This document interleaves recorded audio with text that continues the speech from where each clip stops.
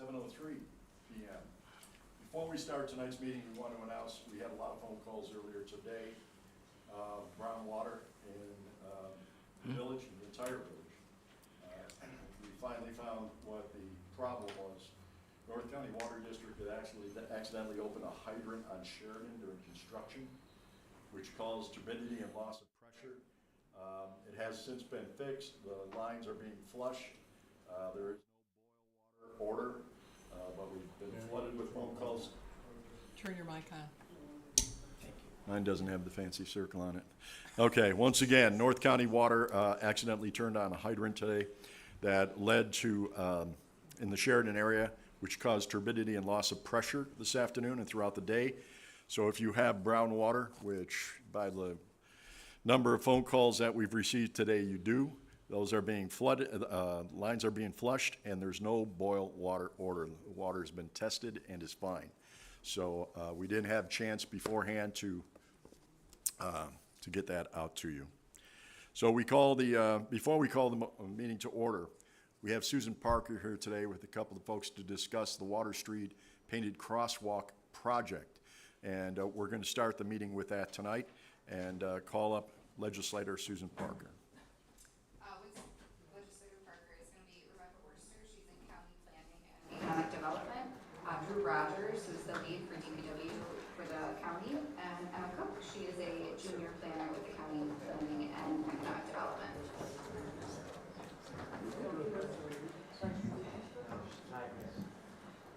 Hi, good evening. I'm Susan Parker, County Legislator, District 4 in Fredonia and Dunkirk. I just wanted to introduce Rebecca and Drew and Emma and the project and our Safe Streets Work Group. The Safe Streets Work Group was established by the village 2 years ago, and we have been working on a number of projects, including is there something going on here? Am I too close? A grant-connected project on Central Connection on Central Avenue.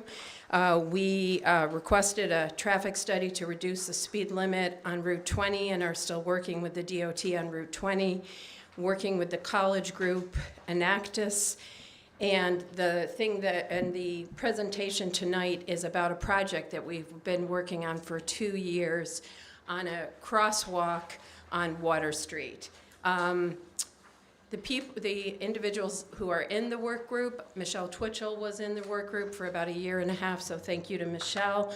Currently, Nicole Syracuse, or Trustee Syracuse, Trustee Wandell, the DPW Supervisor Scott Marsh, and the Chief of Police Dave Price are all part of our Safe Streets work group, and we've worked together in consultation with DPW in the village, DPW at the county level, and also with the police. So without further ado, here is the county plan. Thank you, Susan. I'll try to keep this brief because I know you have a big agenda tonight. Before I get into it, I just wanted to give a little background. What are complete streets? Complete streets are designed and operated to enable safe access for all users, including pedestrians, bicyclists, motorists, and transit riders of all ages and abilities. They're meant to keep you safe, comfortable, and convenient for all users.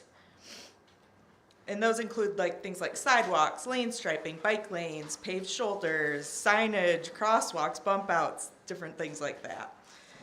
So a little background I just wanted to quickly give. In 2015, Chautauqua County adopted a complete streets policy that really boiled down to the Department of Public Facilities, considering all modes of travel and design projects.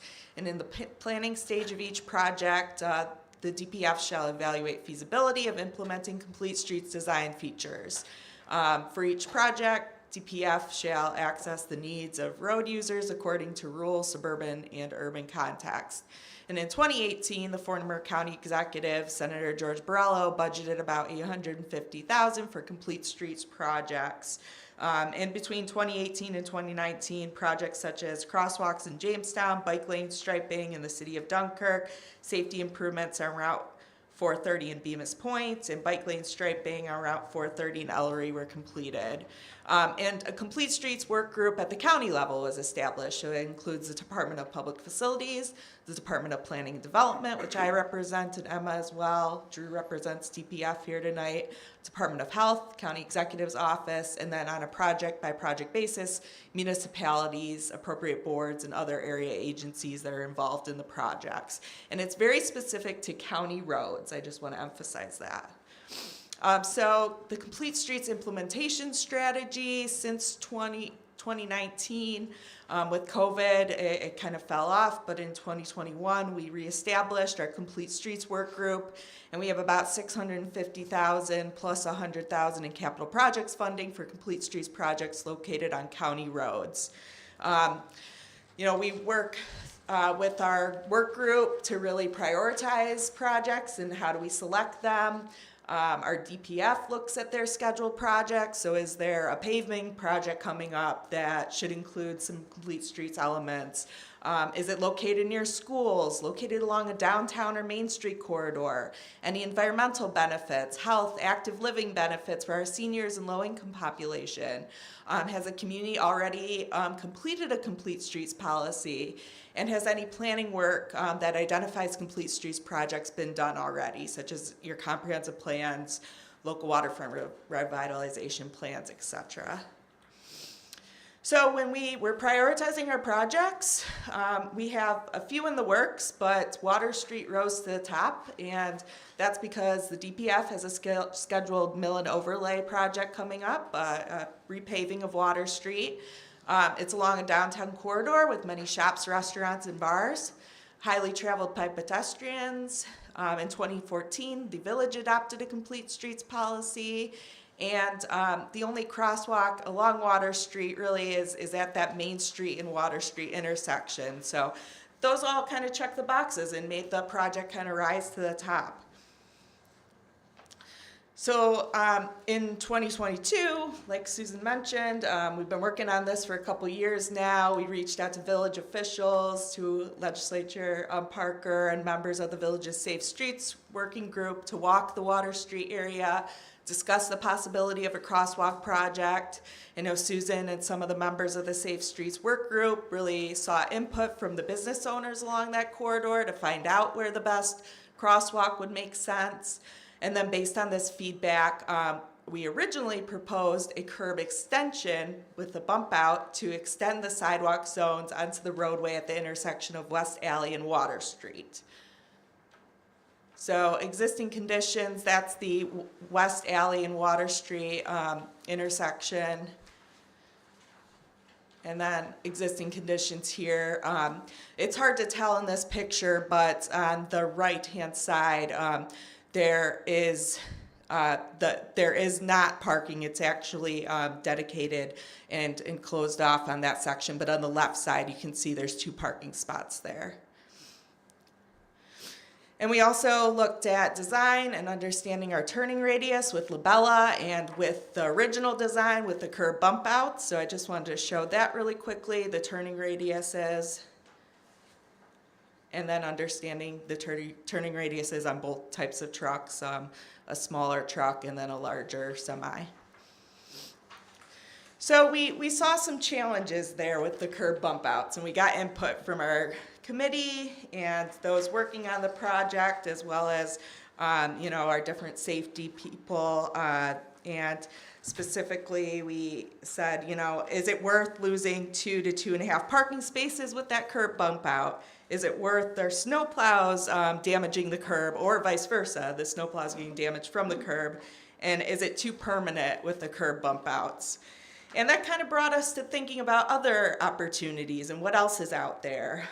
So the group kind of thought through that process and looked at some other applications that are existing throughout the United States and world, really, and kind of came down to painted curbing that would allow, that will produce the same safety effects but have a less hardscape and creates unique public art piece. So it wouldn't be a physical curb, it would be painting a bump out, and I'll show you examples shortly. It would only look at removing 1 parking space versus 2.5 parking spaces. It would include removable and collapsible bollards that are safe on cars and snowplows and friendly, and would also protect pedestrians, reduce our traffic speeds, and create a safe space for pedestrians to cross and put the village in a good place legally. You know, if people are crossing that aren't a crosswalk and something happens to the pedestrian, you know, it's important to keep that in mind, that, you know, with this crosswalk in place, that that will put the village in a legally good spot. So this is the new design. It's a painted bump out, and you can see that specifically, a couple things to note. You're only losing 1 parking spot on the left side. The width of the road remains the same and actually acts as a traffic calming measure. When you have those bump outs, that slows down traffic and allows pedestrians to safely cross, but it also creates an emphasis on slowing the traffic down. Bollards are removable and collapsible, as I mentioned, really good for snow plows. You'll have ADA compliant ramps on all 4 corners. Again, a unique public art. The piano key crosswalks are really more visible. The sight view is improved for both cars, pedestrians, and bicyclists. And, you know, this is a really unique pilot project. You know, at the county, it's exciting. You know, the village will be the first to have this in their community, and we hope to duplicate this in other communities, but really think that the village could say, hey, we're the first here. So these are some existing examples. Baltimore, and if you think, when you look at this, imagine the top bump outs aren't going to be there, so it's just the bottom portion of the project. Same with this one, existing example in Austin, Texas, in Long Beach, California.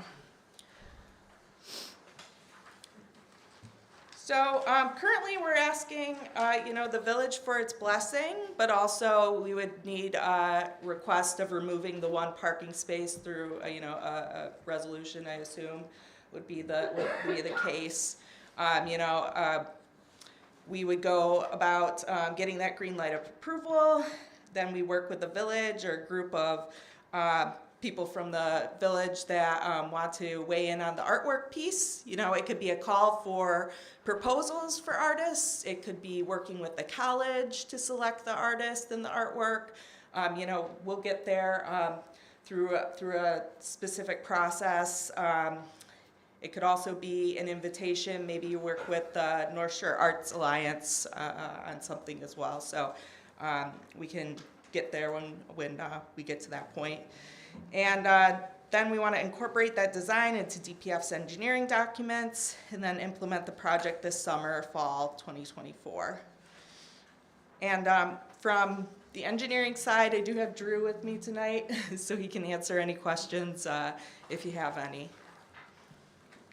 Rebecca, any questions for Rebecca while she's here?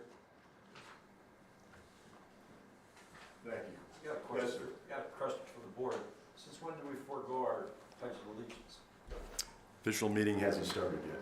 That's coming up next. It hasn't? No, this is presentation. Thank you. I guess I have a question. I don't know if this would be for you or not, but if the bollards are removable, what event would create a situation where we would want them removed? Just in the winter time, I would say. So we With just take plowing. them out all winter? Yeah, that's common. All right, and whatever they're attached to is below ground? Yeah, I think it's right fixed in the. Yeah, it would kind of attach to the road and then just easily be removed seasonally or whenever they need to be. Included by college kids? No, well, depends on how resourceful they are. They're the same bollards that we have out here on Main Street now, correct? That same style, the white on the corner of Water. I'd have to look, I'm not sure. There's 2 different types of these bollards that are this removable, collapsible type where one's your just basic kind of cylinder, and then there's one a little bit more decorative that kind of has some, you know, character to it, some courage.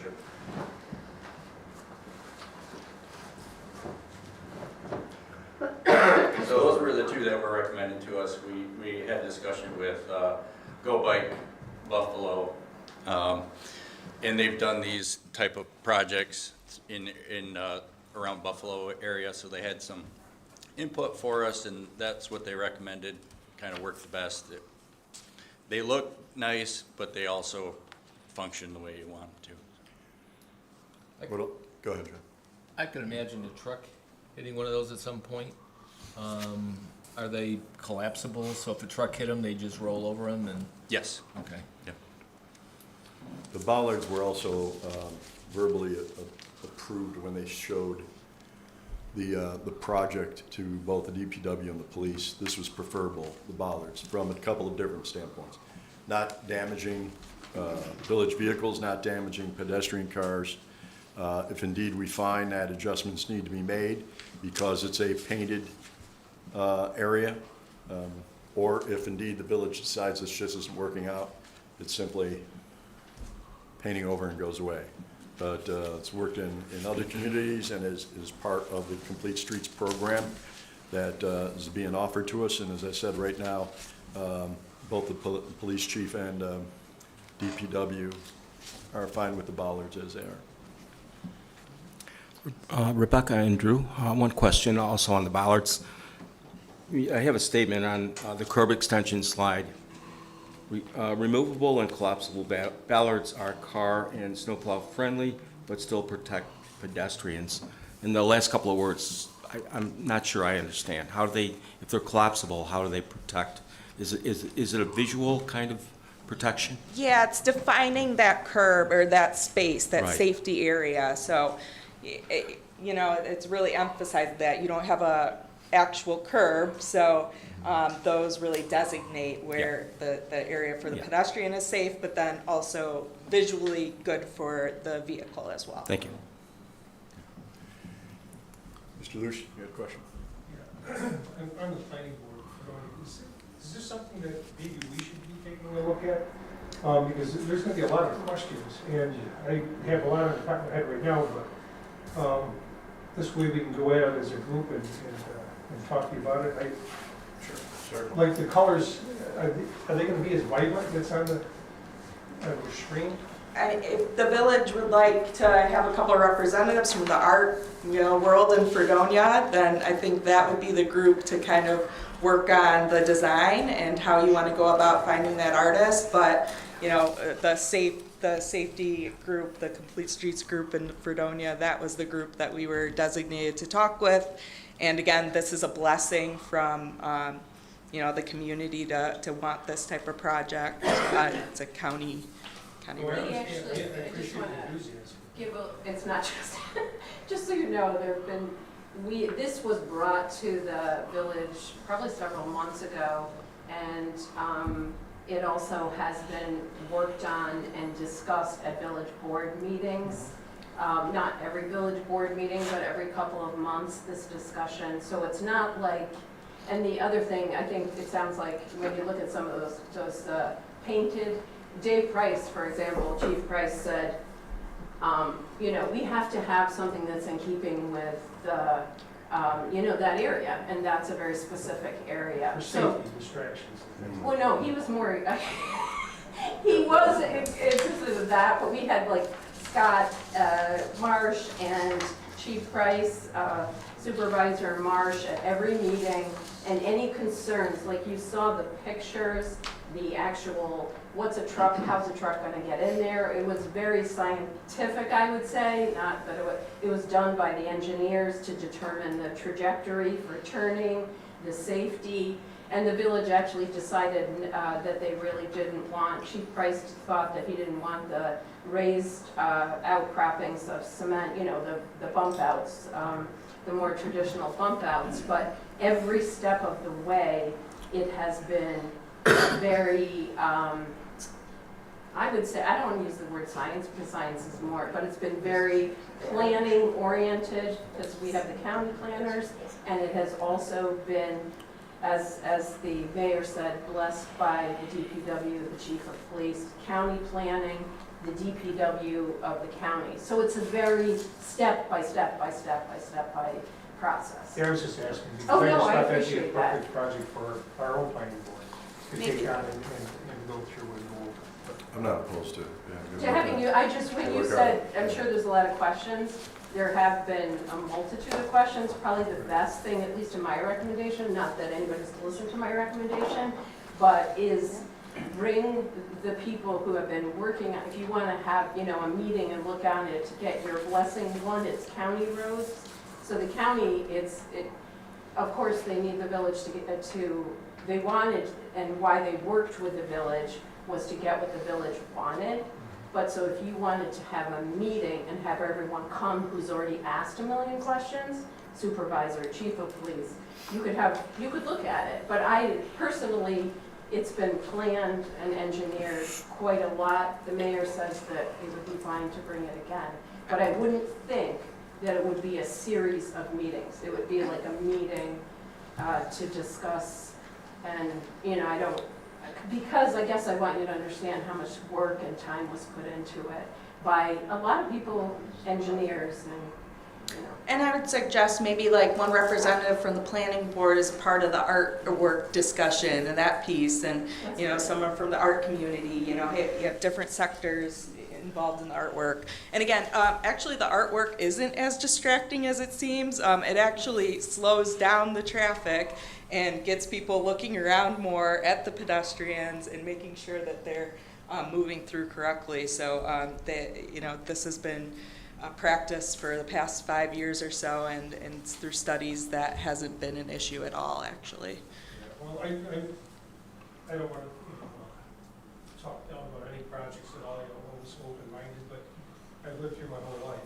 and I just know how hard it is to get up through there at times. And then to take away another parking spot in town that was short on parking now, and then to have, we really would like to sit down and look at this. So there's going to be questions about it. Who's running this project? It's the County Planning and Development and Department of Public Facilities. Right, I can share the information with you. Okay, great. That's fine. I don't mind sharing it.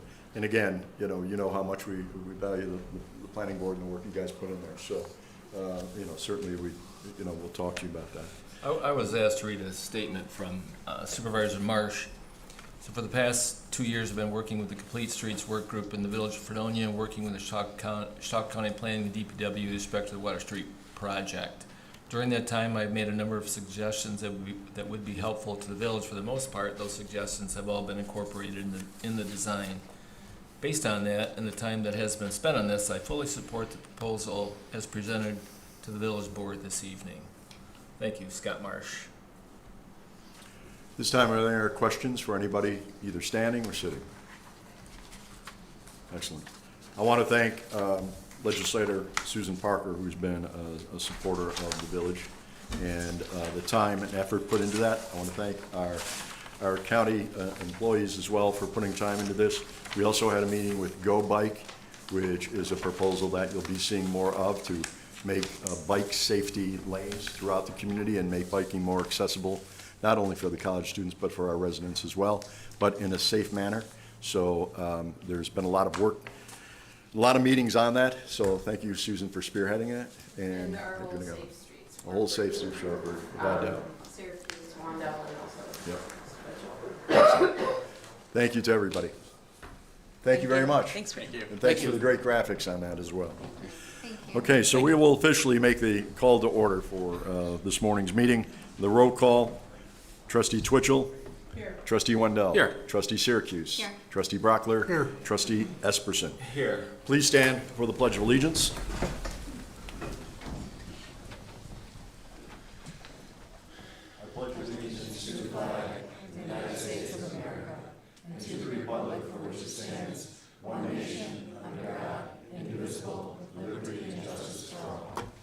Thank you.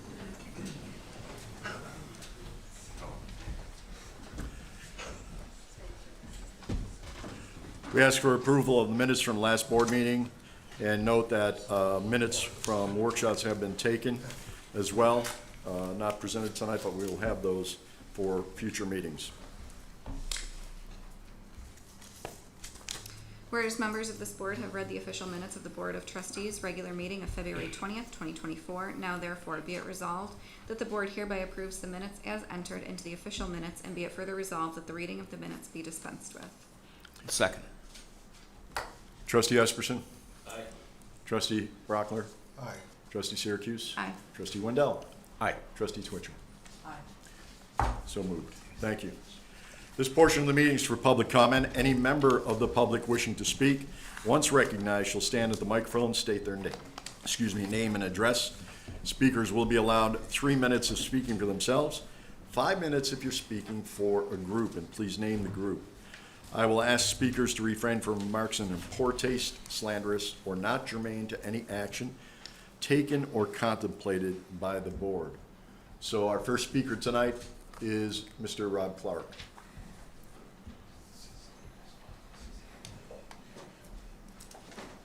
Still thinking about the art, those imagining giant bed dispensers and wizards and demons in the crosswalks. I think would be a lot of fun. Hey guys, Rob Clark, Fredonia resident. A lot going on these days. I got 5 little things quick. Something sits for a little while, we start to look at it again. Case in point is this idea of exploring wells. And I don't know how many people still think it's a good idea to spend that money, but it's becoming difficult to make the case for me. And with all the water flowing down our hills and resting in Lake Erie, you wonder if you even need the wells. Certainly Dunkirk doesn't need them, and Fredonia with an expansion of stored upper elevation water probably doesn't need them either. And recall it was an afterthought in the Labella presentation, something to help one or another option appear more robust, underpinned with a little more than hope. And hope is all that remains, as a very real cost estimate is landed on the desk. I see it as another mechanical extraction with yet another chemistry. It's another significant cost, complication that we may not need right now or ever. The second thing, and again, I use the word hope, Mayor, the self-described events guy, that we'll see the silver platter opportunity before you with the Farm Festival. I've been the driver of the Grand Marshal car 2 years in a row, and it's a fun time throwing the candy out the window. So let us know if there's something we can do to help pull that back in. 3, a quick word about the reservoir. The only thing that I can say more about now is that I didn't think it was a good idea when I first heard it, and the only thing that's happened with time passing is I have a better idea why it's not a good idea for Fredonia to draw down the reservoir and get our water from the lake. Now that it's sat for a while for you guys, maybe you could rethink your plan. The fourth thing, Trustee Esperson's longstanding imperishable preference to changing the source of our water to Dunkirk leaves us in an untenable situation, should he continue to be the sole point of contact with Labella. To avoid a further erosion of trust, there should be another trustee and someone from the planning board, perhaps, involved in all communications with Labella, both informal and official. And keep in mind, we still haven't got the answer to the question asked of Trustee Esperson at the Opera House. What questions did you ask Labella, and what were the answers? This, after Mayor Essex said, and other board members acknowledged, they had not gathered to discuss the Labella report.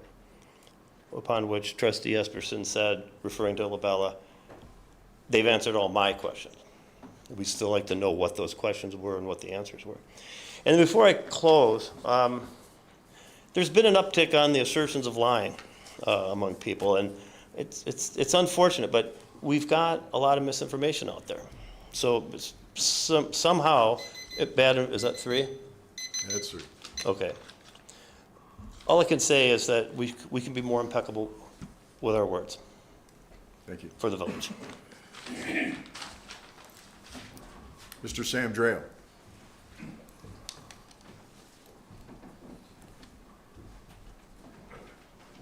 Sam Dreo, Birchwood Drive resident. At two topics. One, the first one is about the special meetings which are now being called on Wednesday at 9 a.m. It's very difficult for working people to attend those meetings as it's during the normal workday.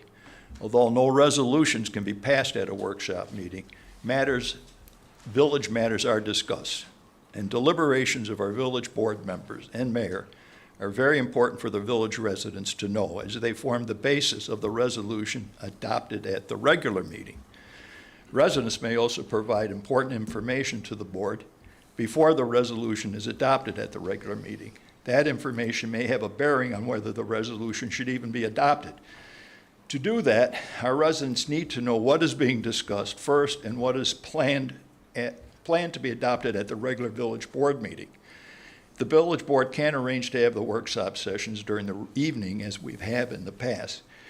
Then we should make sure that the meetings are televised so the public can see them. As I mentioned, the deliberations of the village board are just as important as the resolution itself, because it gives the reasons for it. And if the public doesn't see that, we don't know why you've adopted that resolution.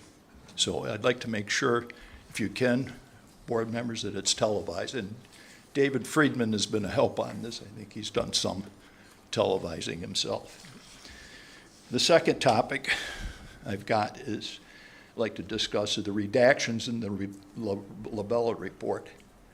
The Labella engineering firm is experienced in preparing water evaluations for municipalities. If the Labella firm thought anything in its report was a threat to safety of the village water customers, I'm sure they would have made the redactions. They didn't make any redactions. Yes, yet without any authority from the village board, the county has made redactions in 34 pages of approximately 80 pages of the Labella report. Some of the redactions were entire pages. In reading the heading of the paragraphs that were deleted, it is very difficult to justify why the history of the reservoir, loss and unaccounted for water, names of creeks, location of existing facilities, information on the Spoden Road storage tank, and other matters are a threat to the public.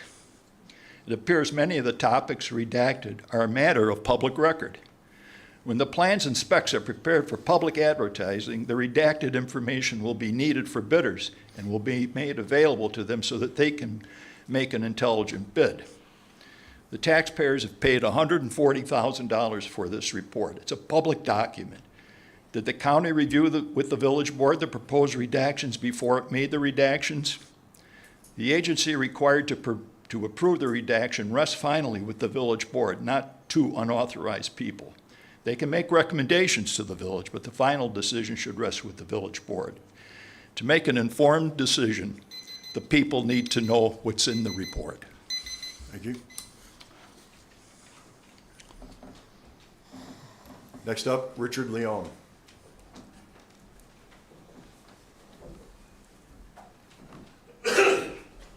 Richard Leone, 4 Lowell Place, Fredonia.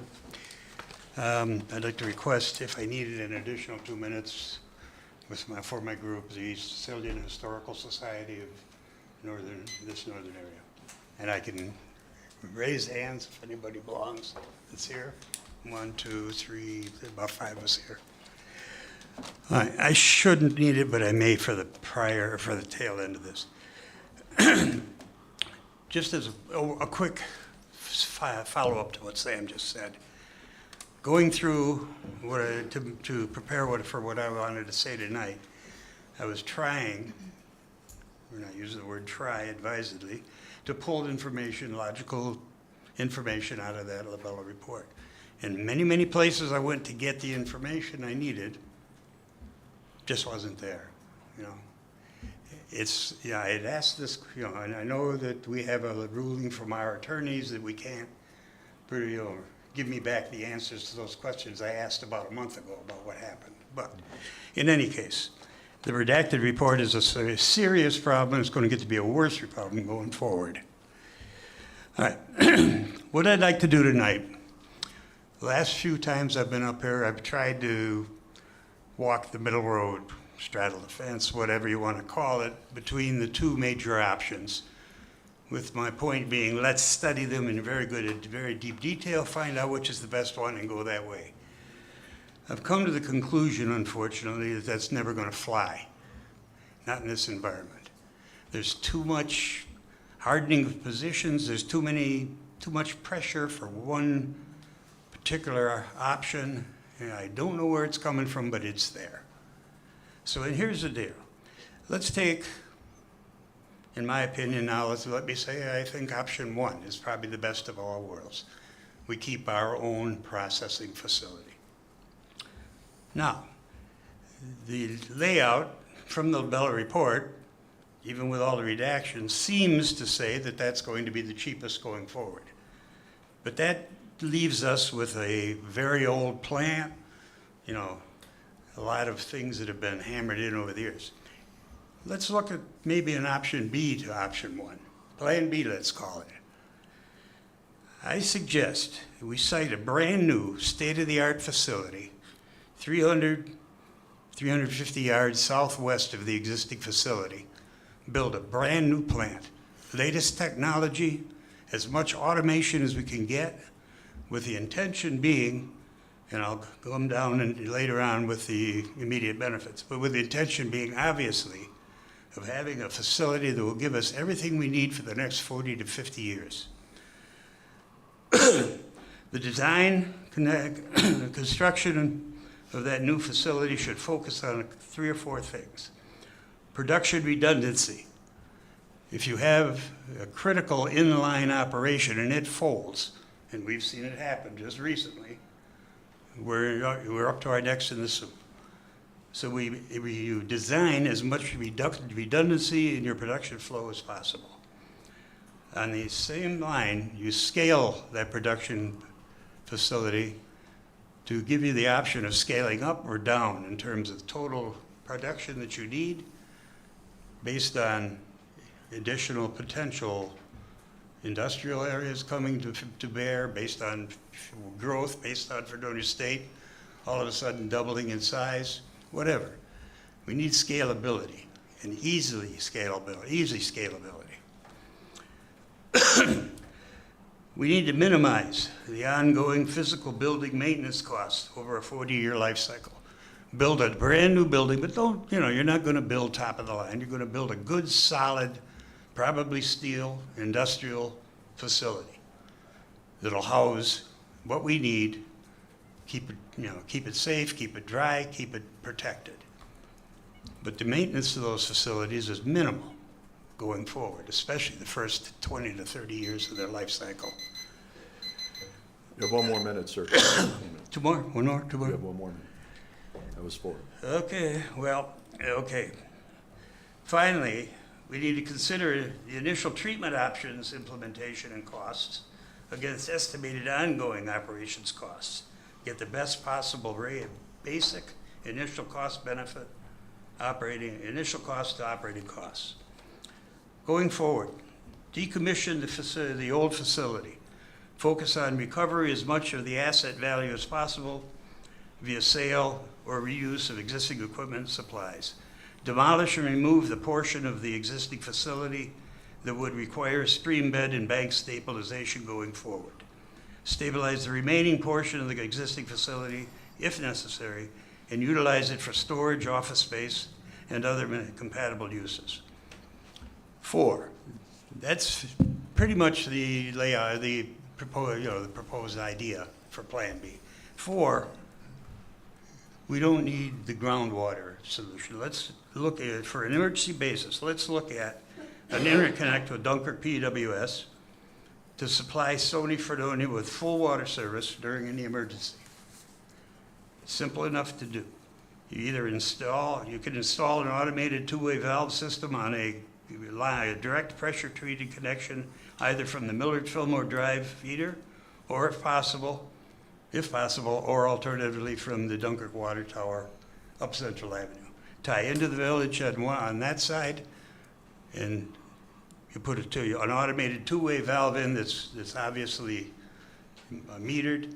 The valve can be activated either automatically from a new plant, or it can be activated by operator. The immediate gains: no stream bed stabilization required. The new plant is going to be 300 yards away from the stream bed. Okay. Okay, Mr. Lynn, that's 5 minutes, sir. Okay, I'm sorry. No, you're fine. Thank you. The rest of it all comes down basically to, reduced risk in terms of regulatory problems, emergency problems with producing water for one of our major suppliers. Thank you. Mr. Tom Carpenter is requesting 5 minutes.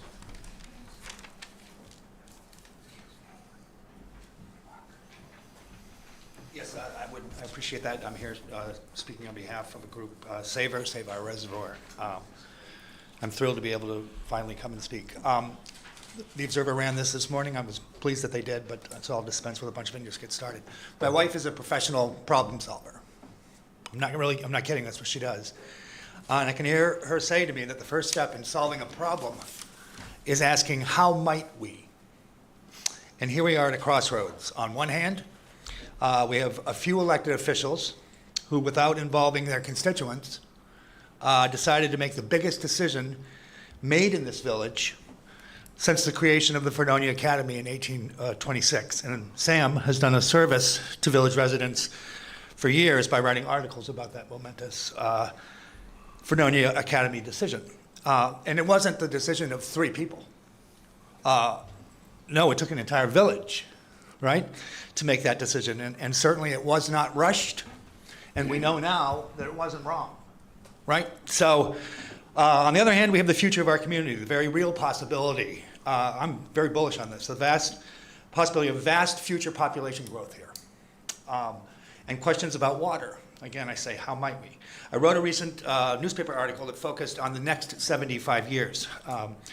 People a lot smarter than me are reaching consensus that as our planet warms, certain parts of America will fare better than others. As I wrote, the Great Lakes as a climate destination is a well-known thing. This isn't something that I'm just saying. Buffalo is in a band of cities, including northern Chautauqua County, that will likely fare even better. We may be it. How might we? Yes, it's going to be hotter here. One organization, American Resiliency, predicts that we'll have 2 or 3 more weeks of summer. We'll have 90 days at temperatures above 86 degrees, and a lot of rain.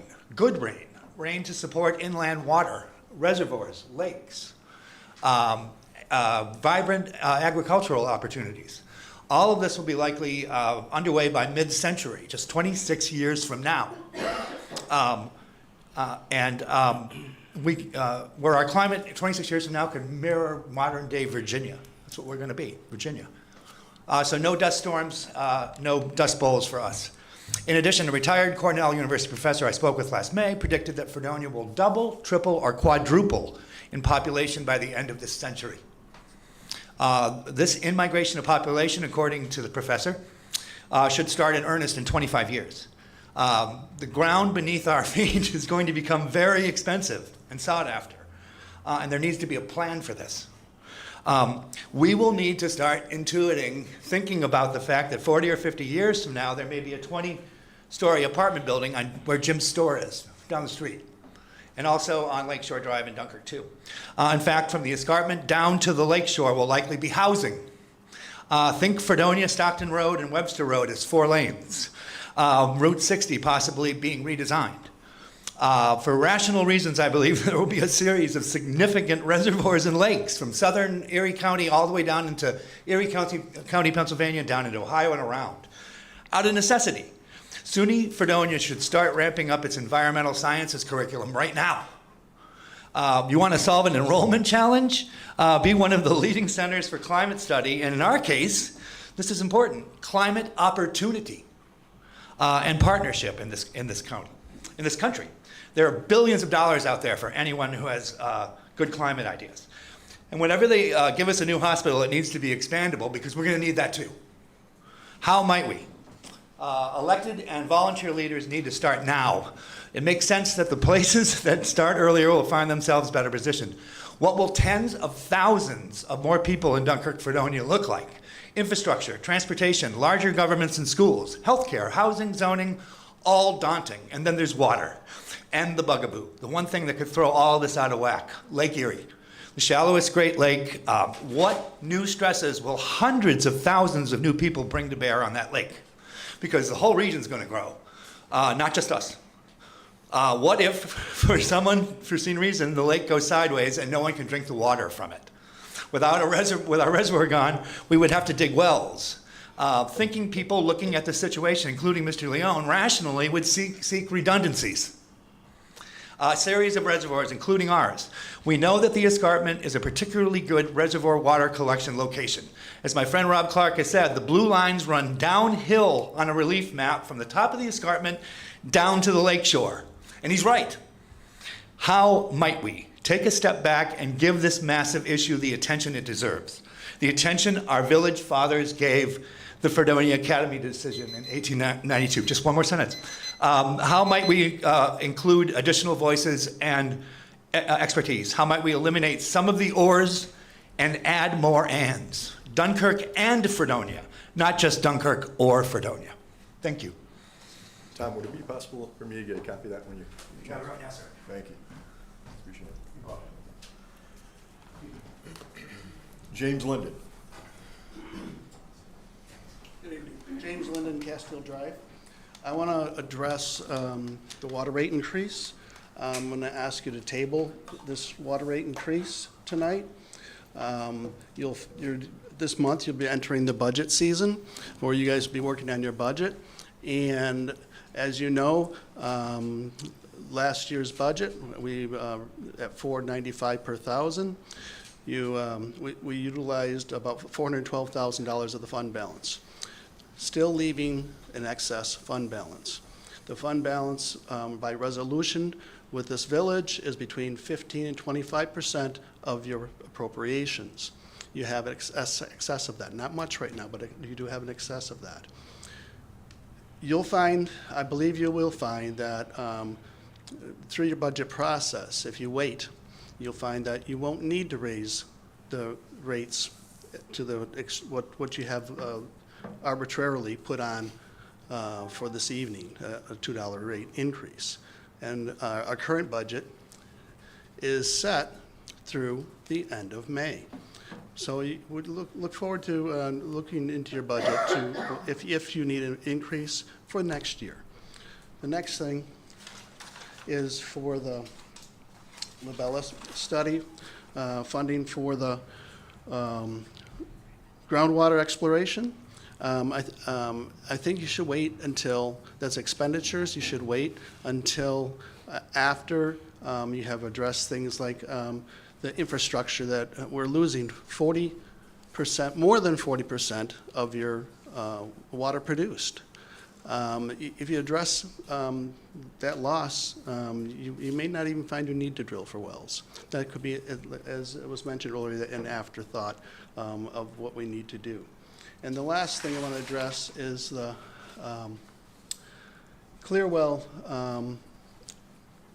sediment. I just want to make sure that when you do that, that you do not disturb the water, and make sure that you tend to this properly so that we don't have another boil water order that happened, such as when they did the inspection in the clear well.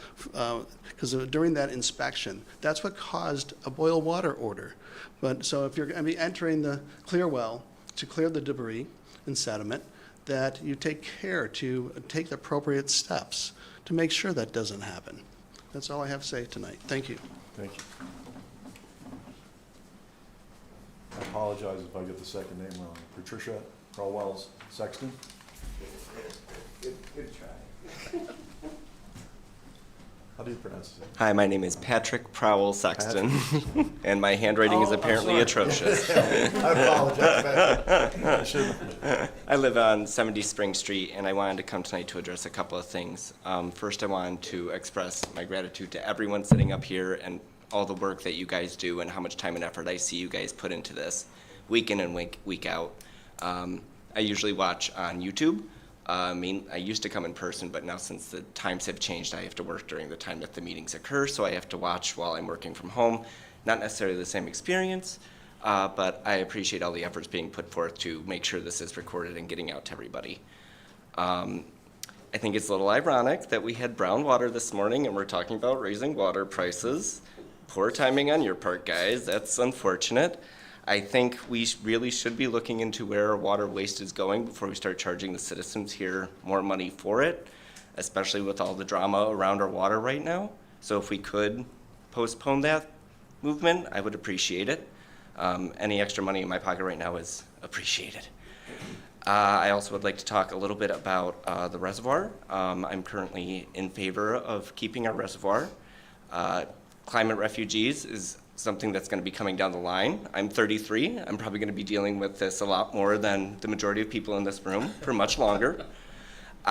No offense, just facts. And personally, I don't really see one costing less or more than the other, but I think the social benefit we get from having our water independence, having that for our future neighbors and community members is really, really important to me personally. I don't know how it pans out financially, how it pans out on a community level or anything like that, but it's just something that's sticking with me that I really think we should explore. The only people I don't trust in this entire process really aren't people at all, it's corporations. They are there for money. Let's look into other things other than Labella. A lot of things are coming from Labella that are dictating how we're viewing this and thinking about this. They're a corporation, they're out for number one. And I don't know if anyone else saw, but Labella was on the plans for the amazing crosswalk that we're doing as well. Interesting that the same company is working on all of these projects with our government. And I'm not saying any of you are involved in it, but I do think there are pressures outside of our purview that we might want to pay more attention to. So again, thank you everyone here, and I hope you have a good night. Thanks. Please accept my apologies, Patrick. No worries. The way it was written. What can I do to further? Oh, get in line. Robert Scott.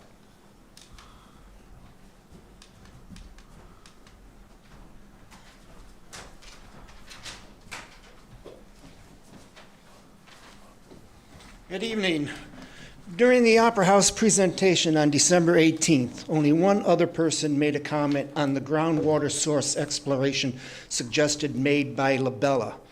On December 26th, in the conversation I had with a trustee, we asked the two county health department representatives present if they stood by their remarks that there is not enough groundwater in the area to supply the needs shown, and they replied yes.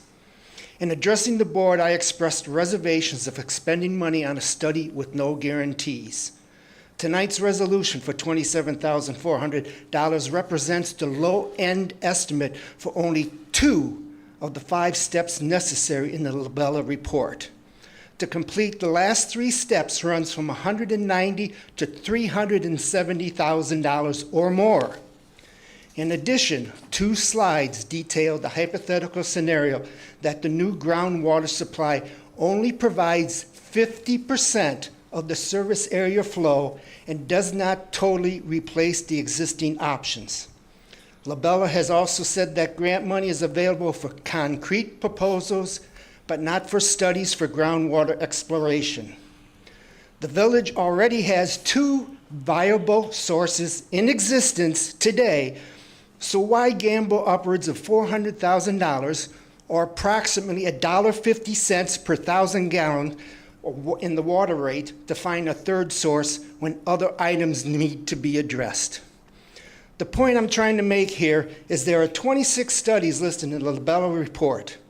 How many have been implemented and how many set aside due to the lack of funds? Which list will this study be added to? 4 of the 26 studies are dated 2017 and concern the replacement of pipes.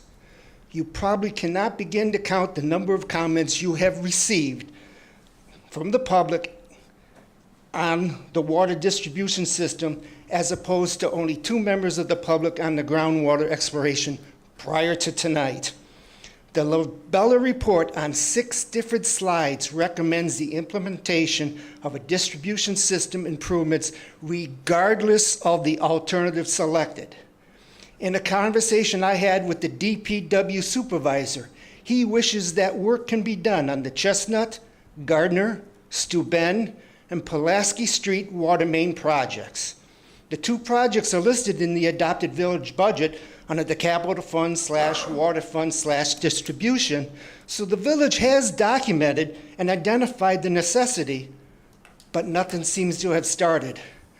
Are the two projects less of a priority for available funds than the groundwater study? It appears so. Listen to your consultant, your DPW supervisor, the prior boards, and your customers. The studies are plentiful, the funds to complete them are not. Please prioritize all the projects identified, especially water distribution, and rank them as to their urgency and how they best serve the needs of the community. Thank you. Thank you. Mr. Mark Twitchell. Thank you. I want to thank this board for its consideration of the water rate increase. I know you've heard a lot of feedback from many different sources. The thing that strikes me is, number one, the timing. Since your budget process is only a matter of weeks away, putting the rate increase in the context of our budget, using our figures, not Labella's numbers, not Labella's figures, will give us a pretty good idea, I believe, of the true amount by which we need to increase our rates to make sense in our budget.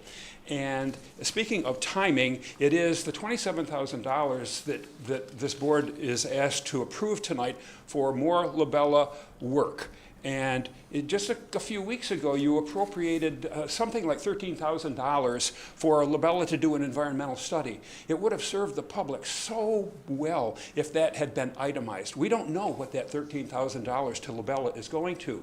In my mind, it could be easily being attributed to this $27,000 that now is going to examine wells, which we may or may not need. In other words, what's the true cost of this Labella search for water in the wells? And we don't know because private ownership is where Labella wants to drill the wells. Now, the private landowners, they haven't put a price on their land. I doubt very much that it's going to be for free. So again, it's just not the right time, especially since the county has given us such an extensive list of things to do. And I'm not disagreeing with what the county says we need to do. But $27,000, maybe plus the other $13,000 that we don't know really what it was being spent on, this is money that we could be using to comply with the county, much to our advantage. Thank you. Thank you. Mr. Greg Krause.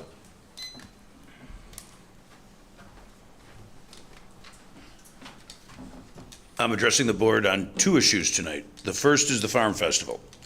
I guess I'm curious who owns the Farm Festival. If an individual or an organization who have done a wonderful job decides for whatever reason that they no longer want to be a part of it, how did they decide that the entire community does not have the ability to hold the festival and cancel it? Before they do, it would seem there should be an opportunity to keep a 55-year-old tradition honoring our farming roots to be held. I'd be happy to be a part of a group that at least takes a look at if we have the people and the expertise to try to make this festival happen. I would ask the board to allow that group to exist. If we fail, at least we gave it a shot before it was just canceled away. Second topic. Tonight you're considering a $2 increase in the water rate. I believe that the trustees are doing their best to act responsibly with the information that they have.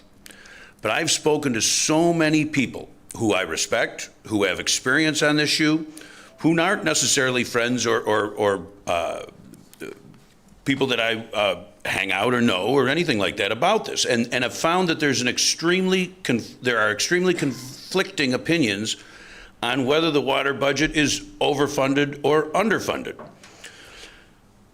I've asked the mayor on several occasions to appoint a small ad hoc committee to dig into these numbers and, with full transparency, establish the current cost of producing and delivering water. In order to ensure confidence in the results, I'd ask that this ad hoc committee be made up of reasonable people who do not share the same background. I'd be happy to serve. I'm a Democrat, a small business person. I've worked in government administration, and I think the interconnect with Dunkirk is currently our best option. I would welcome working with a Republican or an independent who believes saving our reservoir is the best option. Perhaps there are professionals, engineers, accountants, who would be willing to serve.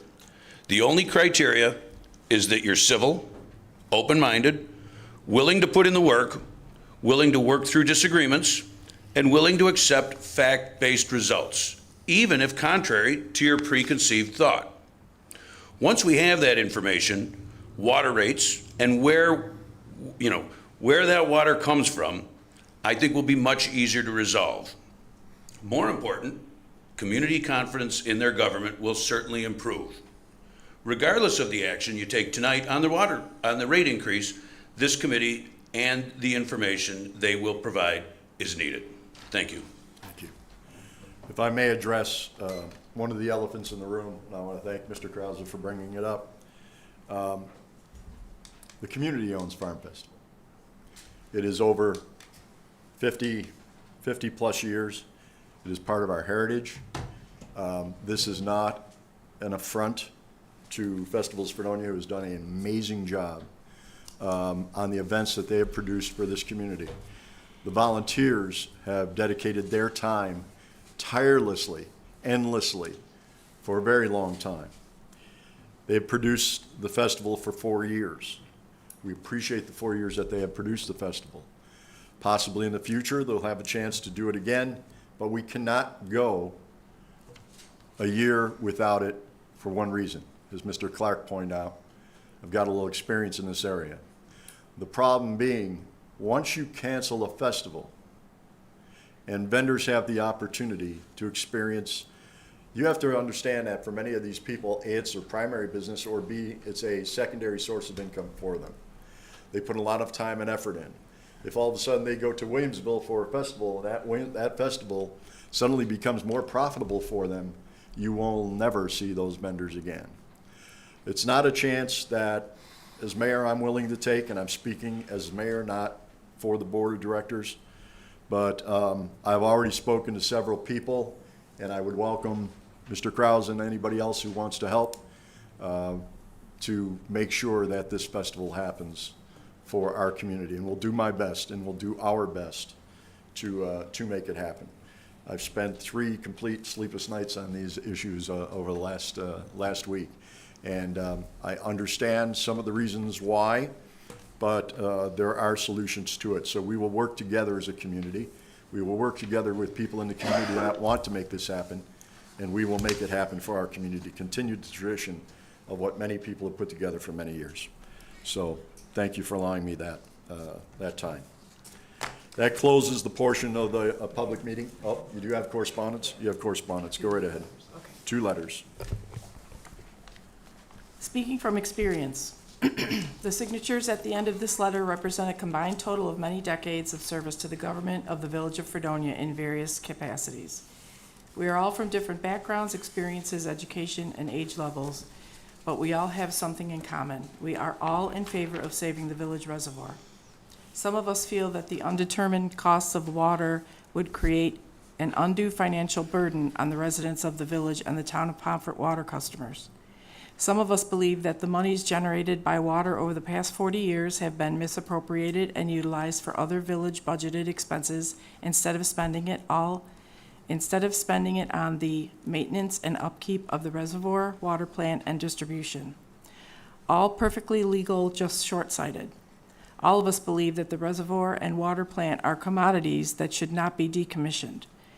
The reservoir's water has served its residents well for nearly a century and could continue to do so far into the future. The monies it would take to repair and update the reservoir are better spent investing in something we already own and control. An engineering study on the water system was completed in 2016-2017 and gave us the direction needed to begin repairs and update maintenance, which began with a $3.5 million update to the plant, completed in 2021. A second study was conducted by a different engineering firm that gave the village multiple options from which to choose. One option called for the reservoir and water plant to be repaired and updated with an interconnection with Dunkirk to be constructed as a backup. A second option, which was approved by resolution on December 28, 2023, was to decommission the reservoir, which included drawing down the water level and shuttering the plant, thereby receiving all water needs from the city of Dunkirk. It should be noted that this decision will likely result in the future displacement of employees from the water plant and possibly a portion of employees from the DPW. A public hearing that was held on December 18th, 2023 at the Fredonia Opera House included a presentation made by the engineer with little comment from the board. When a trustee asked the audience of approximately 50-plus people for a show of hands of those in favor of keeping and repairing the reservoir, the majority of the audience raised their hands, indicating their desire to keep the reservoir. When reminded of this feedback from their constituents, the trustees replied that it wasn't an accurate representation of the residents' opinion. The numbers were too small. When 30 residents attended the February 20th, 2024 Village Board meeting in support of keeping the reservoir and asking the board to rescind their approved resolution, a trustee stated that it still did not warrant enough of a community response for the trustees to consider valid. With national concerns regarding climate change and the potential movement of the United States population in search of water sources, the challenge of providing safe, reliable water will only become more difficult in the future. We question the wisdom of eliminating a water source that has served us well for so long, and we're concerned with the potential danger of creating a single source of water for our community and surrounding communities that we will not control in the decades ahead. So many intricate layers of facts and pieces of knowledge that cannot possibly be covered in a single letter. Certainly, this very complex decision and its far-reaching consequences cannot be thoroughly comprehended by the people who will be affected most without further discussion and detailed information being provided. So many answers and crucial information is missing. We would ask that the resolution be rescinded until a more thorough understanding and discussion can be held with all cohorts. This decision and related action is so far-reaching and long-lasting, it will affect the quality of life and finances for our residents for generations to come. This decision is far too important to have been made in an end-of-the-year, end-of-term resolution that was made under pressure from the County Health Department and upheld despite the outcries from residents by a neophyte board ranging in experience from 2 months to 2 years. We would urge all residents and water customers to gather the necessary information and seek the facts regarding this far-reaching decision. Talk to neighbors, family, and friends, attend a village board meeting, sign a petition, attend a Save Our Reservoir meeting, write an email, or make a call to village trustees. Let your opinion and voice be heard regardless of your position on the issue. If the current board still feels that there's not enough validity in the numbers or percentage of residents heard from, then we would ask that a referendum be held to give anonymous voice to all residents. Thank you, Eva Dawn Bashaw, Roger Britz, Kara Christina, Athanasia Landis, James Linden, and James Sedota. Second letter.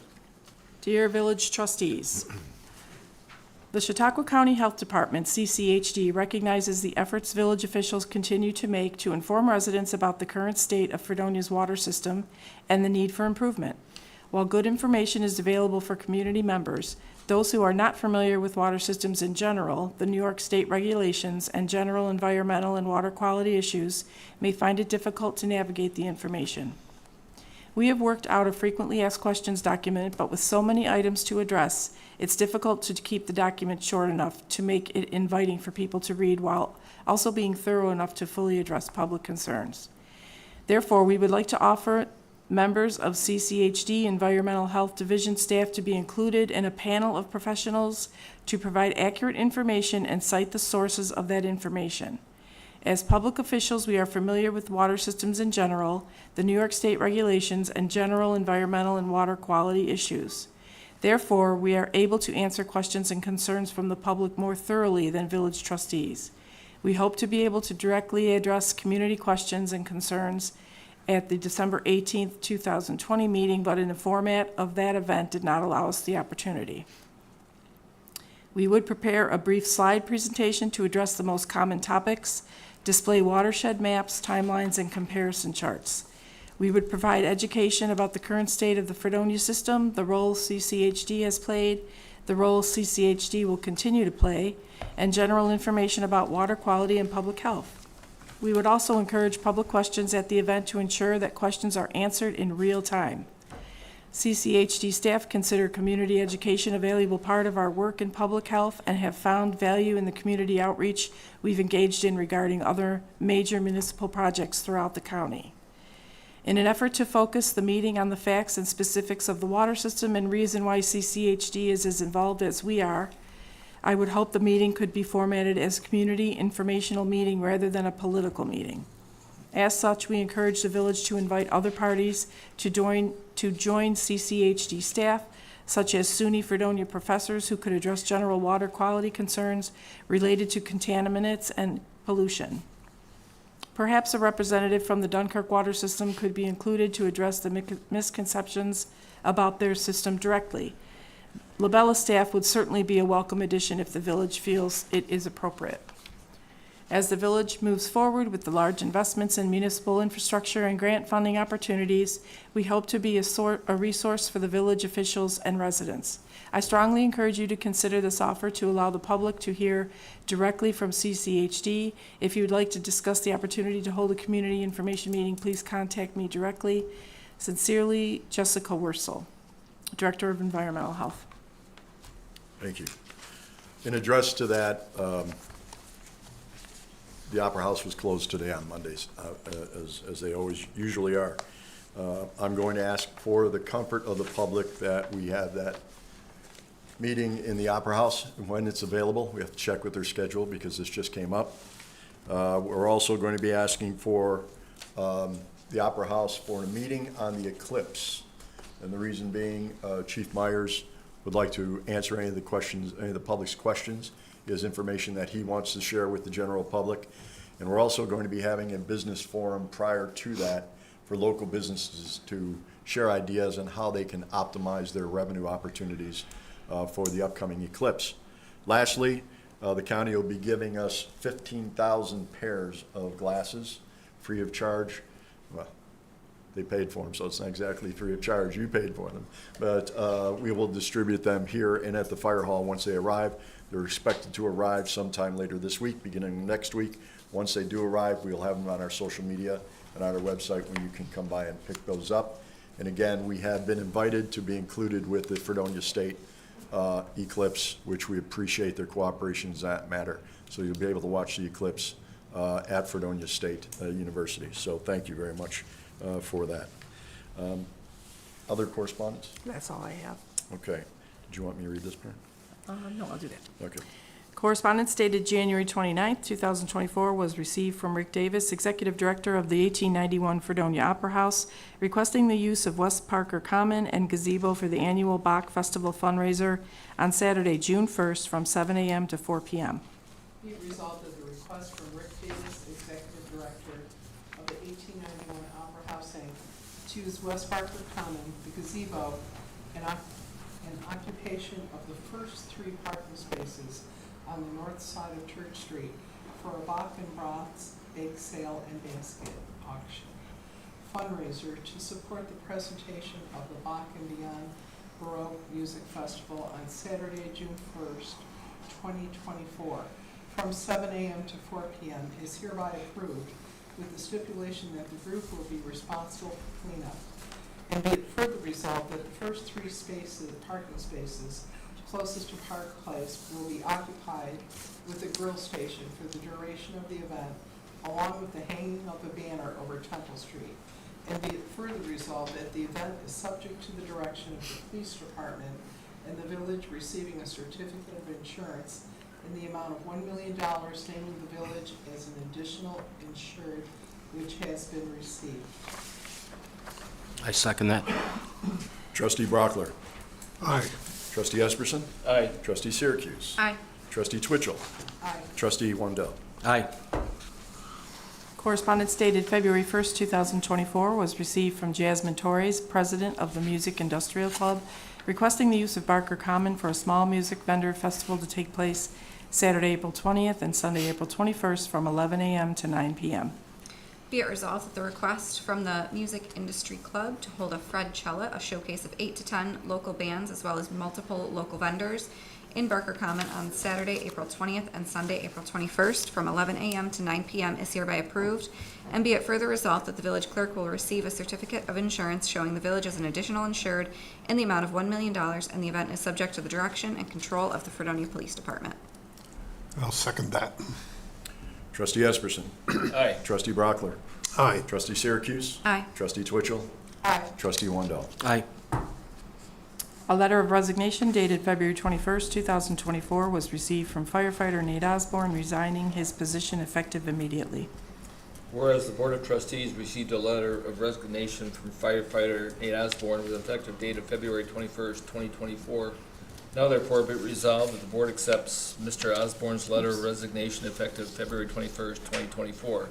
Be it further resolved, the mayor is hereby authorized to write a thank you letter to Mr. Osborne, thanking him for his service to the Village of Fredonia. Second. Trustee Twitchell. Aye. Trustee Wendell. Aye. Trustee Syracuse. Aye. Trustee Esperson. Aye. Trustee Brockler. Aye. Correspondence dated February 21st, 2024 was received from Jacob Cantner to use the gazebo on Barker Common on Saturday, May 11th, 2024 from 12 p.m. to 8:30 p.m. for the Reverberation Music Festival. Be it resolved that the request from Jacob Cantner to use the gazebo and Barker Common, May 11th, 2024 for the Reverberation Music Festival is hereby approved as set forth below. On Saturday, May 11th, activities will begin at 12 p.m. and end by 8:30 p.m. sundown. There will be live music at the gazebo throughout the entire event. All performers are students from SUNY Fredonia. In between acts, we will have readings from the latest issue of the Fredonia literary magazine, The Trident. Also, there will be student vendors selling their crafts throughout Barker Common. I respectfully request the following. Use of West Barker Common and the gazebo from 12 p.m. to 8:30 p.m. Parking meters bagged as no parking around the perimeter of West Barker Common starting at 12 p.m. Musicians, vendors will use the space for loading and unloading. Picnic tables, as many as possible, placed right in front of the gazebo in West Barker Common. Trash receptacles placed throughout the park. Be it further resolved that the village clerk will receive a certificate of insurance showing the village as an additional insured in the amount of $1 million, and the event is subject to the direction and control of the Fredonia Police Department. Second. Trustee Twitchell. Aye. Trustee Wendell. Aye. Trustee Syracuse. Aye. Trustee Esperson. Aye. Trustee Brockler. Aye. Before we go any further, I just want to be, so that we're transparent with the residents. We've reversed a little bit the way that we do the resolutions on live events. We explained it in past meetings, but for many of you that weren't at those meetings, before a resolution we brought with the person that would like to use the commons or the gazebo or other areas. And many times we didn't have a chance to meet with that person prior to, and it sort of wastes your time and it wastes the board's time. So what happens when somebody goes ahead and puts together two events like this, we had a chance to actually meet with the producers, make sure that they know what the requirements are for insurance, find out just how big their event is. We talk to police and fire about it, and then we bring it to a resolution. So that when it does come to a resolution, they can still have confidence that we've already vetted those shows or those events, that they would not be a disturbance, that they have proper security or insurances and things that they need, and it makes it easier for them to make a decision quickly and for you to get the answers that you need for the events that you have. So we hope that you can appreciate that. Go ahead. Correspondence dated February 19th, 2024 was received from Festivals Fredonia requesting exclusive use of village property, specifically Barker Common, during the festival hours known as Fredonia Easter Festival on Saturday, March 23rd, 2024. Be it resolved that the request from Festivals Fredonia to use West Barker Common and gazebo from 9 a.m. to 2 p.m. on Saturday, March 23rd, 2024 is hereby approved as set forth below. Activities around the park will include craft vendors and children's activities, meet and greet with Peter Cottontail, Easter Egg Hut, and Barker Common. Extra trash receptacles, barrels through the west side of Barker Common Park to accommodate potential trash. Second. Trustee Wendell. Aye. Trustee Twitchell. Aye. Trustee Syracuse. Aye. Trustee Esperson. Aye. Trustee Brockler. Aye. And no, I turned down the ability to play Peter Cottontail this year. I'm not going to do that. Go ahead. Correspondence dated February 19th, 2024 was received from Festivals Fredonia requesting permission to hang banners across Temple Street, across telephone wires located between Family Church Fredonia and Fredonia Village Hall. Be it resolved that the request to hang banners across Temple Street for the following events is hereby approved. For 2 weeks prior to the event, Easter Festival, March 23rd, so they'll go up March 11th. Italian Heritage Festival, June 22nd. That one will go up June 10th. Red, White, and Blues Festival, September 6th through the 7th. That one will go up August 26th. Harvest Moon Festival, October 18th to the 19th. That'll go up October 7th. Miracle on Main Street, December 2nd, 2024, and that will go up November 25th. Second. Trustee Brockler. Aye. Trustee Esperson. Aye. Trustee Syracuse. Aye. Trustee Twitchell. Aye. Trustee Wendell. Aye. Mayor's report. Before I go into the report, I want to address something that came up this week. Despite what you may have read or have heard, there's some pretty exciting things that are coming up on the horizon for the Village of Fredonia and this community. As many of you know, including those in government, formerly in government, the media, business people, many things cannot be unveiled to the public until it's solidified. A new business actually is seeking to possibly move in. It's not something that you can negotiate in the general public to scare off possible investors, things of that nature. So believe it or not, there's an awful lot of meetings that you can attend, you need to attend to in order to get things going. I took a little bit of umbrage with a article written in the paper this weekend. Nobody here wrote that, but about the fact that Fredonia is on a downward spiral. Businesses are looking to add more regional offices here. We have plans like the one you saw tonight to try to improve and draw people into areas of our community, alleyway improvements that we'll be talking about, plans to improve our two public parking areas, which have been in need of repair and relining that will be attractive to people, and new businesses. So at the risk of hopefully not showing our hand on some of these, I feel it's time to let individuals know that there are things that are being worked on. We have the possibility of a downtown Buffalo brewery that is looking at a brewery and tap room right here in the downtown core. We have very high possibility of investment and occupancy of the WCA home to be used as a possible veterans home. Working on New Year's Eve ball drop in conjunction with the town of Pomfret right outside the hall. I'm not sure we want to be standing on the roof right now to drop that ball, but we may be working with the fire department or somebody like that. Contractors are doing work right now on Water Street, replacing the floors on Water Street that were actually blown off many years ago, and replacing them with beautiful 1, 2, and 3 bedroom apartments for downtown living. So we thank them for their continued investment instead of walking away from a project. 2 Western New York businesses not relocating, but looking to add new office space and opening up offices in downtown Fredonia. We'll be taking part in the Fredonia State Job Fair this week, seeking media interns, social media developers, as well as interns and jobs for students in the downtown area. We ask if you are a local business and you are seeking employees, that you take the time to join this job fair. They'll be taking place from 1 to 4 o'clock in the Williams Center. We are creating a letter of intent to become a pro-housing community, which will open opportunities for young families to purchase new homes here, encourage developers to build patio homes, smaller homes for seniors looking to downsize, including additional luxury homes for those that may be seeking such living. In order to attract those people, we need more jobs and we need more opportunities, which means we have to keep our downtown core strong and work with our surrounding communities. Every time they bring somebody into town, it is a win for the Village of Fredonia because it's possible jobs.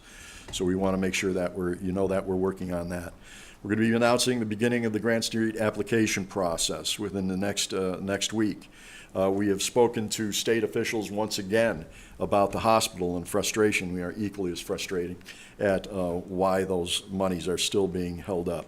And we thank everybody who has worked so long on trying to get that hospital here.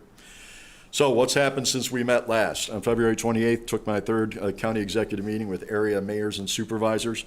We also met with Chief Myers and Chief Price to review the Village Emergency Action Plan, which is required. We thank them both for their work on that. At the invitation of Mr. Julius Leone, I took part in the Fredonia Volunteer Fire Meeting, received updates on a wonderful monument that will be taking place in front of the fire hall to pay tribute to virtually everyone who has served in this community's fire department. Look forward to the ribbon cutting sometime in the future. I attended the Village Planning Board meeting held in this very room on the 27th, discussing the potential vendor law and the opportunities surrounding that and some definitions that we're going to be working on. Earlier on the 27th, met with a number of community leaders to continue to discuss potential police station opportunities, both current buildings in the community as well as possible new buildings in the community. We met with members of Go Bike and Central Connection, Dunkirk city officials about possible bike routes in both our communities as well as other public safety discussions. And thank you, Legislator Parker, for leading those discussions. On the same day, I met with Lori Pitkowski from WCA Home to discuss opportunities brought to our attention about possible occupancies at WCA, which has been vacant for over a year. Same day, we met with Dunkirk City officials to discuss police departments, central connection opportunities, and potential shared service opportunities. And on February 21st, I was pleased to attend the Barker Library and Museum Board of Director meetings with both Trustee Twitchell and Mark Twitchell, who is on that very board. So thank you for the opportunity. There are some exciting things going on at the library and the museum. They too are holding activities that are on their schedule. It's there's a young vibrancy there and some great folks that are making sure that that stays in place. We did help them with the roof issues, and it's our responsibility as we own that building. So that's my report for this week. Moving to committee reports. Trustee Brockler. Nothing at this time. Trustee Esperson. Yeah, I attended the Volunteer Fire Company Executive Board meeting. They gave us an update on the proposed merger. They're waiting for the Secretary of State to sign off on it so they can move forward with that. They also, as the mayor reported, talked about a proposed memorial area that they're planning for in front of the building. We had an emergency funding meeting for the remaining deficiencies at the water treatment plant. The work that needs to be done is not considered an emergency by the fund definition, so we're exploring other avenues. I was fortunate enough to be able to attend the student protest in Barker Common, and there were 3 speakers from the college, and I have never experienced the impassioned, intelligent presentations that I heard that day. I was very impressed. If you ever get a chance, and I'm sure they have more events planned, if you have the chance to attend one of those events and hear them speak, you'll be moved and very impressed. That's all I have. Thank you. Trustee Twitchell. Yes, I did also attend the planning board meeting, and they are going over the vendor law, and they want to separate it from the existing law for solicitors and peddlers. And that's why the planning board is looking at this again, because the vendor law would be enforced by the code enforcement officer, and the other 2 would be enforced by our chief of police. So it was important for us to separate those 2, because we've never had a vendor law, and I know a lot of people are fearful about that, about us, charging the vendors for using the park, and I, for one, am not in favor of that. And this is something the planning board does. The planning board reviews it, and they're working on it right now with Melanie, our lawyer, and it will be presented to us again. And I know Paul and I, we learned a lot at the meeting. It was kind of nice to be sitting over there and and not sitting over here being yelled at. But we are going to be working on that. And as Mike did say, the library and museum, they have so many wonderful events, and I hope people attend some of these events. I mean, they put a lot of work into doing things, not just for the children, but for the adults of the area too. And I guess that's all I have to report tonight. Thank you. Trustee Syracuse. So we were discussing at the workshop the budget transfer. So can we just get clarification for what that's for? That was for the groundwater. Okay, that's what we thought, but we just wanted to make sure. And just a couple clarifications for the groundwater exploration.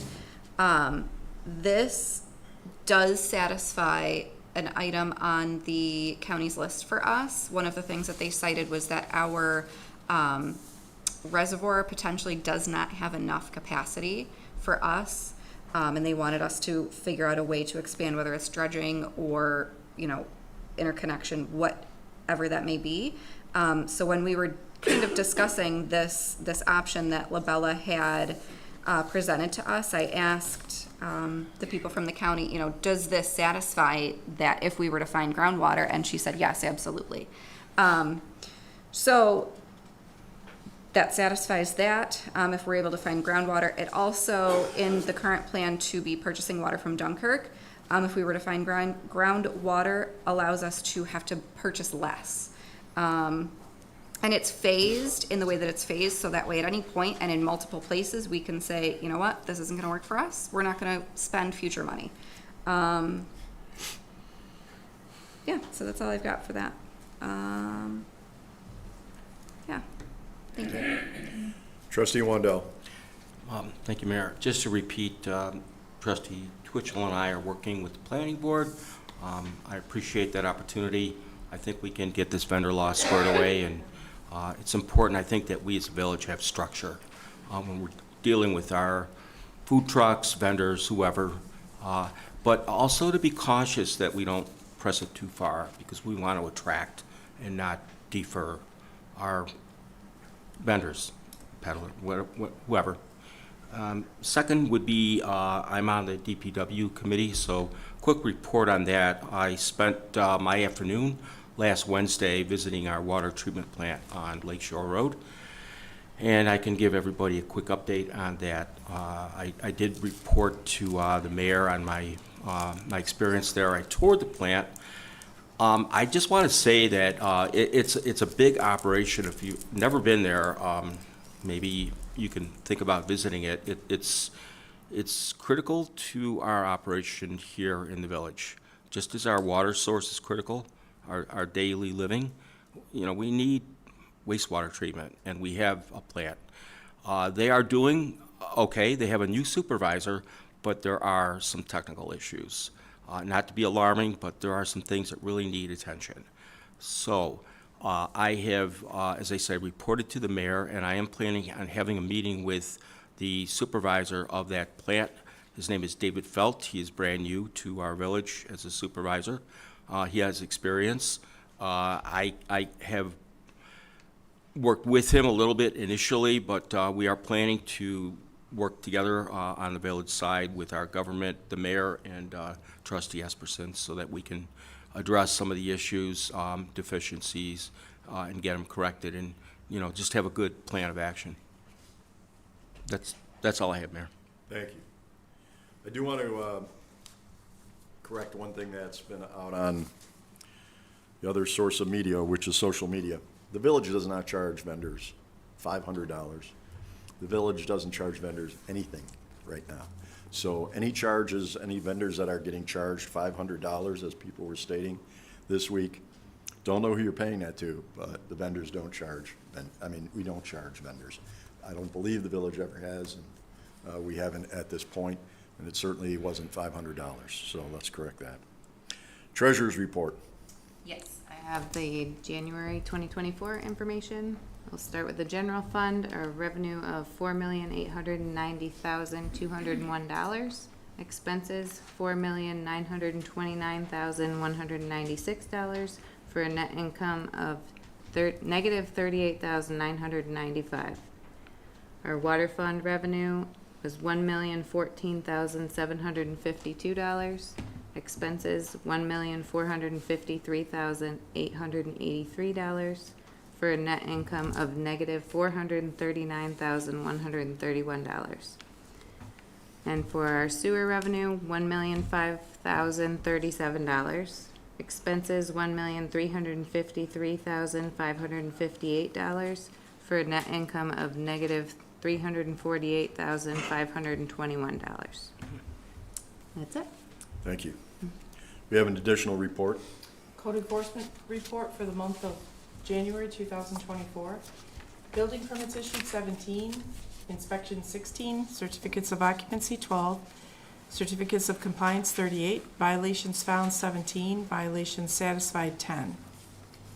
Fees collected, permit fees $4,374.50, rental fees collected $1,945, certificate of compliance fees $1,565, for a total of $8,019.50. Rental inspections, 15, rental renewals, 22. 17 permits generated $4,374.50 revenue. The estimated cost of work for the month of January was $734,773. And that's all I have. Thank you. Resolutions.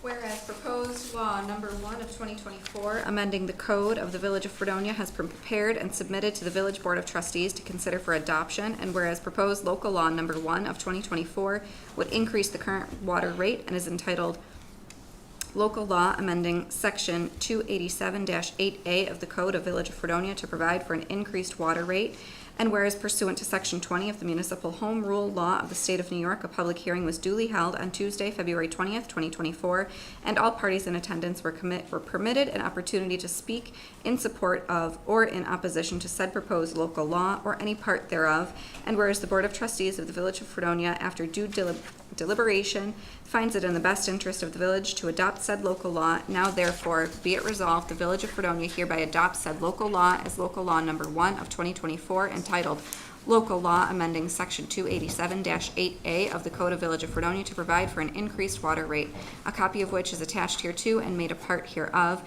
and be it further resolved, the Village of Fredonia clerk is hereby directed to enter said local law in the minutes of this meeting and in the local law book of the Village of Fredonia, and to give due notice of the adoption of said local law to the Secretary of State by filing the same with the Secretary of State as required by law.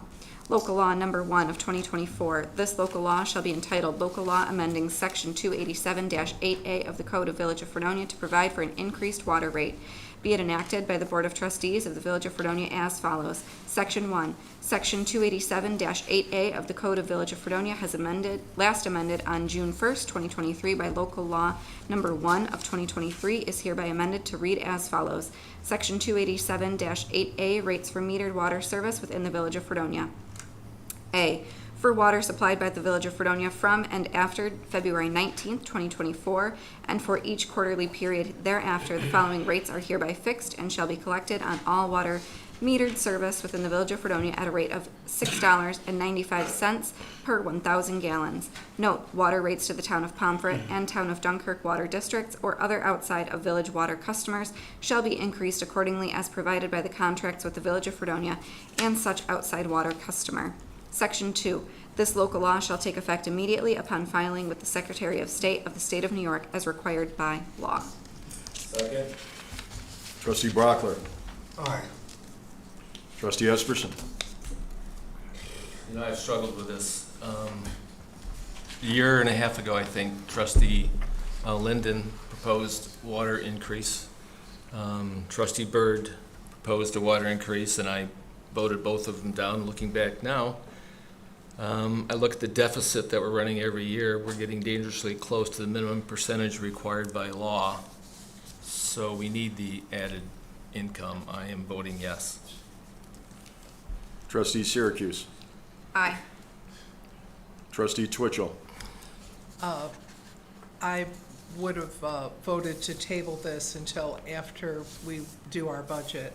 I think this isn't the time, even though I do agree it does need to be increased, but I'd rather have this take place after we take a look at our budget. So on this law right now, I guess I'll have to vote nay. Trustee Wandel. I've been listening to some of our constituency, some who are even in this room tonight, and I've thought about this long and deep as well. And I think that it's in our best interest to table this issue for now, for the reason that I believe in looking at the root cause of our issues. You know, why we have this discrepancy in the numbers. We do have a discrepancy, but why? And I think we have some ideas, we have some paths to follow, but I think we really need to address that actively now and then deal with the potential water increase. As suggested, maybe in 4 or 5 months, we need some time to get a better handle on this. So I would vote nay at this point. Right now, resolution will pass 3-2.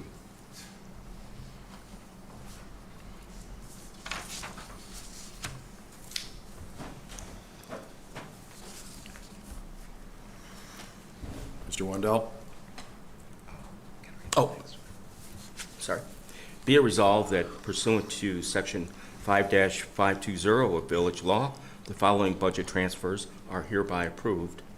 $28,000 from F8029 Water Fund balance to F8330.44 filtration contractual. Second. Trustee Esperson? Because this is for the groundwater exploration, which I would like to take that up again during the budget hearings, I'm going to vote no. Trustee Brockler? I would like to see us move forward with the groundwater exploration, almost as much as I'd like to see us move forward with replacing the pipes in our ground.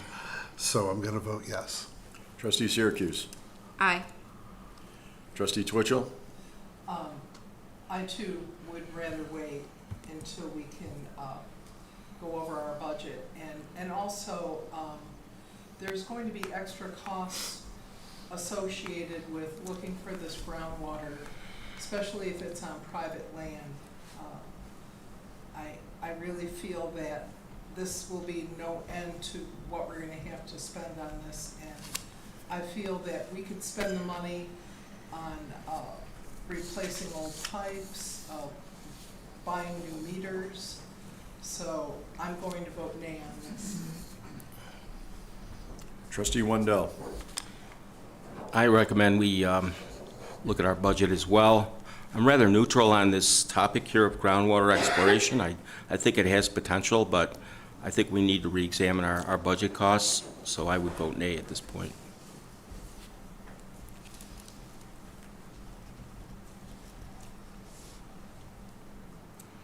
Okay, I'm losing track here. Who did we not ask? 3-2 is failed. I would like to table the next resolution because the money won't be appropriated.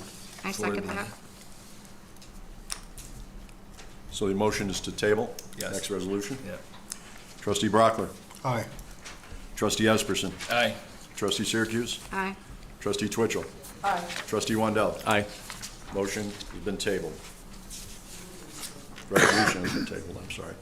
Whereas the Village of Fredonia requires the clear well sediment debris to be removed at the water treatment plant, and whereas Allen Marine Services, Tonawanda, New York, has supplied a quote for the removal of the debris in the clear well for a total not to exceed $19,800, and whereas the removal of the debris from the clear well is necessary for the village, therefore be it resolved, the village board hereby authorizes the clear well sediment debris removal to be completed by Allen Marine Services for a total not to exceed $19,800. Second? Trustee Brockler? Aye. Trustee Syracuse? Aye. Trustee Esperson? Aye. Trustee Twitchell? Aye. Trustee Wendell? Aye. Also, to address someone's discussion tonight about safety, we are working with the Department of Health to make sure that the turbidity is low or non-existent on that, so that we don't run into those situations we've already been addressed. There's no need for executive session tonight unless Yeah, there someone has is. something. Yes, There is, okay. I make a motion that we enter into executive session for discussion of employment of individuals within the village. Second? Trustee Brockler? Aye. Trustee Syracuse? Aye. Trustee Esperson? Aye. Trustee Twitchell? Aye. Trustee Wendell? Aye. Okay. Here, going downstairs. Okay, ladies and gentlemen, the next Village of Fredonia workshop will take place Wednesday, March 13th, 2024 at 9 in Trustee Room on the second floor. The next Village Board meeting will take place Monday, March 18th at 7 p.m. in the Trustee Room, second floor, Village Hall. Both are taped and recorded and played back on YouTube. Thank you. Have a good evening.